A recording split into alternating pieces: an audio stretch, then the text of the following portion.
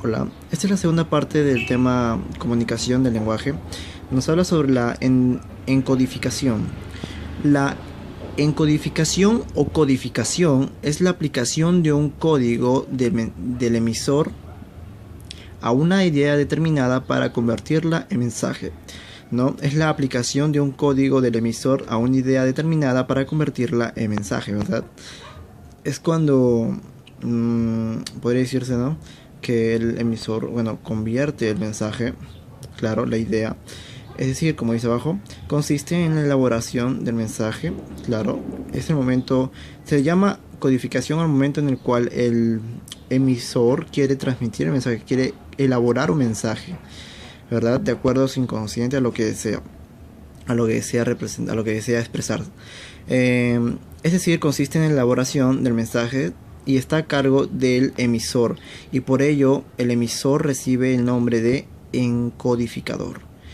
La decodificación. La decodificación o descodificación es la aplicación del código pertinente del destinatario, o sea, el receptor, a las señales perceptuales del mensaje para descifrarlo.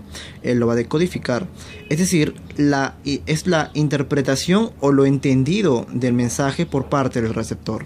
¿Ok? ¿Qué viene a ser la retroalimentación? Creada por Norbert Wiener. Es la respuesta que envía el receptor al emisor. La respuesta que envía el receptor al emisor como señal de haber recibido el mensaje. Claro, en este caso la retroalimentación puede ser una seña, un asentamiento de cabeza, cosas así, ¿no? Bien, entonces pasamos a lo que viene a ser las clases de comunicación humana. Por el código utilizado. Vemos que el primero sería verbal o lingüística. Se caracteriza por el uso de la lengua tanto realizada, escrita como oral. ¿Ok? Se caracteriza por el uso de la lengua tanto realizada, escrita como oral. 2. No verbal, ¿verdad? No verbal o no lingüística. Se emplean los colores, los gestos, los ideogramas, escrituras de los chinos, dibujos, etcétera.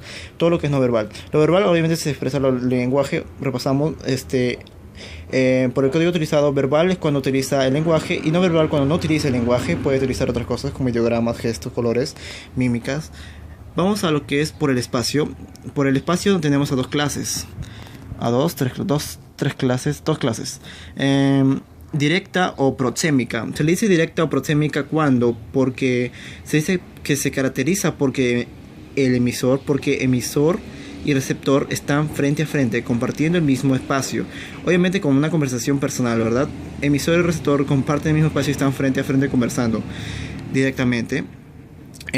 Indirecta o a distancia es cuando emisor y receptor ocupan espacios distintos, lo que obliga a estos dos actores de la comunicación a emplear canales técnicos. O sea, los obliga a emplear canales técnicos. En todo caso puede ser una llamada telefónica. Ok. Vamos al punto C, por la intervención del receptor. Tenemos a dos casos, ¿verdad? Dos casos que son: el primer caso, bidireccional o bilateral.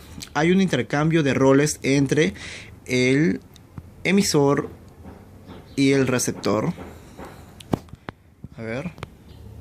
Hay un intercambio de roles entre el emisor y el receptor.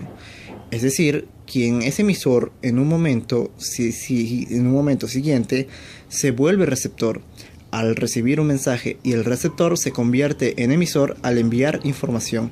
Por ejemplo, un diálogo entre dos personas, siempre hay un intercambio, habla y después opina, de ahí también escucha. Eso sería una bidireccional o bilateral, ¿verdad? Y cuando es unidireccional o unilateral, cuando no hay intercambio de roles, es decir, no existe diálogo entre emisor y receptor. ¿Cuándo se da esto? Esta clase de comunicación aparece cuando leemos un libro, vemos una película o escuchamos la radio.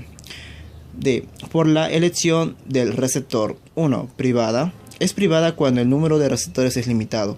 Ejemplo, una reunión familiar, etc. 2. Pública. La comunicación es pública cuando el número de receptores es ilimitado y desconocido por el emisor. Ejemplos: cuando el presidente de la República envía un mensaje al país, obviamente no se sabe cuántos están escuchando. 3. Interpersonal. Se realiza con la presencia de dos personas comunicantes, sean estas individuales o colectivas. Son señales comunicantes entre dos personas o un grupo de personas que, claro, entre ellos mismos se entienden. 4. Interpersonal. La misma persona es a la vez emisor y receptor. Esto ocurre cuando, bueno, se hablan de monólogos o soliloquios, que viene a ser lo mismo, en obras de teatro, y cuando el mismo intérprete, el mismo emisor habla de sí mismo y el mismo se responde, ¿verdad? Ese es intrapersonal, una comunicación intrapersonal. Tenemos a lo que es un pequeño texto de la comunicación no humana. Obviamente la comunicación no es solamente humana, la comunicación la pueden tener tanto animales como plantas. Entonces vamos a ver un pequeño texto. Dice, la comunicación no humana, dice, se ha confirmado ya que la comunicación no es exclusiva del hombre, sino que todos los seres vivos pueden comunicarse. Por ello se afirma la existencia de una comunicación no humana, es decir, aquella que se realiza entre animales y vegetales. Por ejemplo, a través de señales acústicas, murciélagos, ballenas, delfines, visuales, posturas de movimiento de aves, mamíferos, táctiles, empleo de receptores de algunos animales para mostrar galanteo, cortejo, amistad, etc. Y por último vamos a ver los datos extras. Por ejemplo, el científico, el lingüista Ferdinand de Saussure nació en Ginebra el 26 de noviembre de 1857. Fue un lingüista suizo, considerado padre de la lingüística estructural del siglo XX. Ok, con esto estaríamos finalizando el primer tema, que viene a ser la comunicación, ¿ok? El primer tema de la comunicación.